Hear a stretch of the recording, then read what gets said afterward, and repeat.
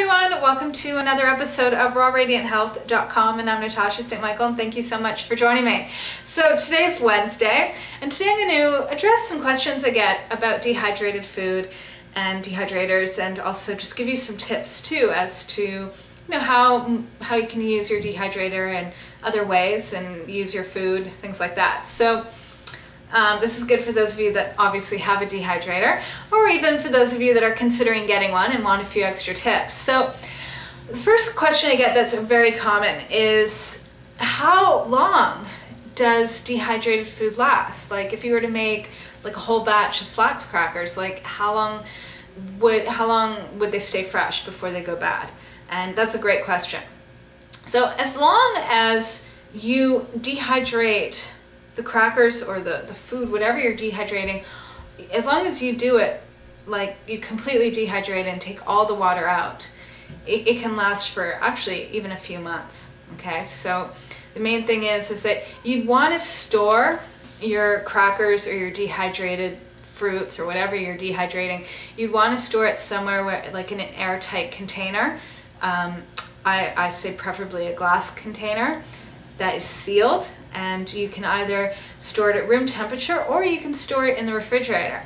And one tip that I have that really works well with flax crackers, because a lot of times, like if I make maybe like a thicker kind of flax cracker, a lot of times, it's like they're done, but they're not as crisp as I'd like them to be. I always find by sealing them in a container and putting them in the refrigerator that they actually become crisp, okay? And within, you refrigerate them for like, 12 hours or something, and you'll notice a difference, that suddenly crackers that you'd made that might have felt a little bit, like they're dehydrated, but they're not crispy and not crunchy, but they're almost kind of like you can bend them, or they do taste like they have just a tiny bit of moisture in them, that they're just not crispy. Then put them in the refrigerator. And I also suggest this with, like there's been times where I buy like pre-made flax crackers, like at the health food store, right? And, made by a local company.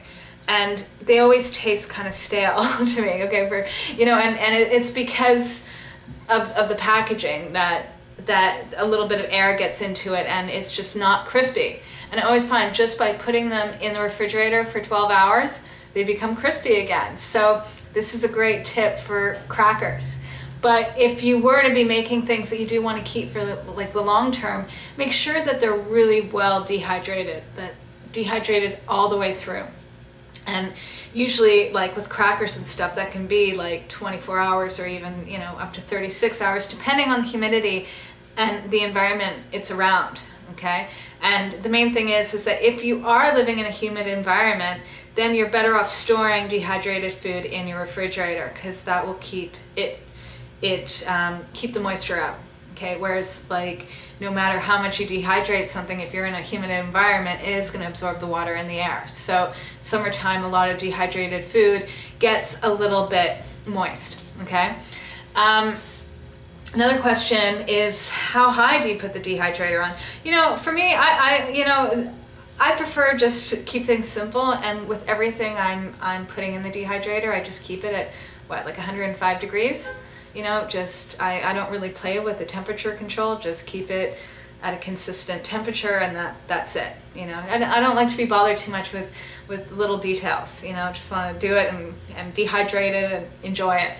So, and then also I want to give a few tips as well as to what you can dehydrate, because one thing I love about my dehydrator is that I use it a lot of times for certain things that I make that don't taste very good.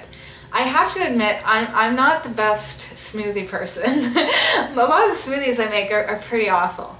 And I think that's why I drink juices more than I drink smoothies. I make beautiful juices, but when it comes down to smoothies, it's a little bit difficult for me. And maybe it also has to do with my blender, that I don't have one of these turbo blenders, but I'm using like just a standard household blender. So it's not as smooth as other blenders are.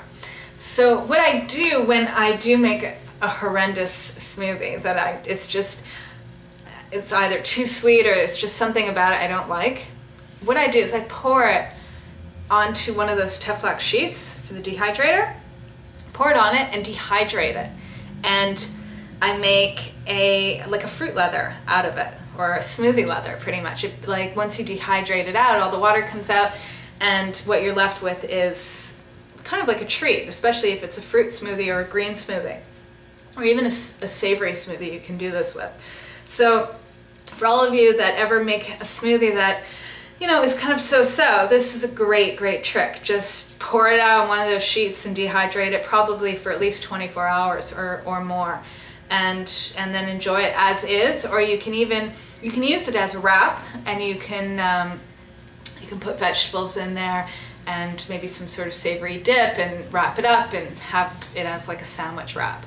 Okay, so that's something you can do, and you don't need to add any like seeds or anything to it either, because if there's fruit in it, especially if there's like, I find like things like banana in it or most fruits, what happens is that it actually makes it more of a leathery texture to it, and it's I don't know how to explain it, but it's like it's not like a cracker, it's not crunchy, but it's just more, it's flexible and it's quite nice. So that's a great way of like saving smoothies that are just not, you know, to your liking.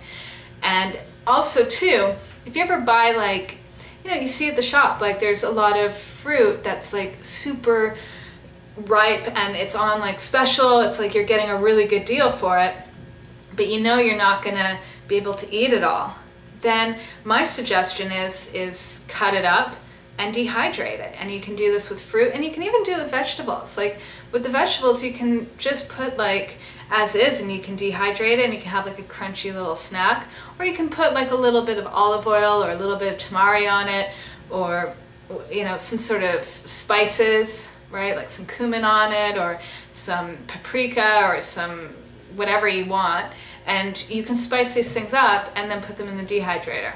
And so that's a way of making snacks that you can have, and you can, if you dehydrate it really well, then you can store it for like a few months on end, and it's always around, and it's a way of saving a little bit of money and still getting, you know, some good food. So, you know, it's a great extra sort of tool in the kitchen to have more variety in your diet. You know, it's not, you don't necessarily need a dehydrator, but if you have one, these are certain things that you can use it for and you know, just play around with. So we like to keep things fun and have a lot of variety so that you can continue eating really healthy food and not feel deprived and not feel like you're missing something. Okay, so we want like a well-rounded diet and, you know, keep things interesting and things to look forward to as well, and to experiment. So those are my little tips for today, and I'm wishing you guys a fabulous day, and I'll see you tomorrow. Bye!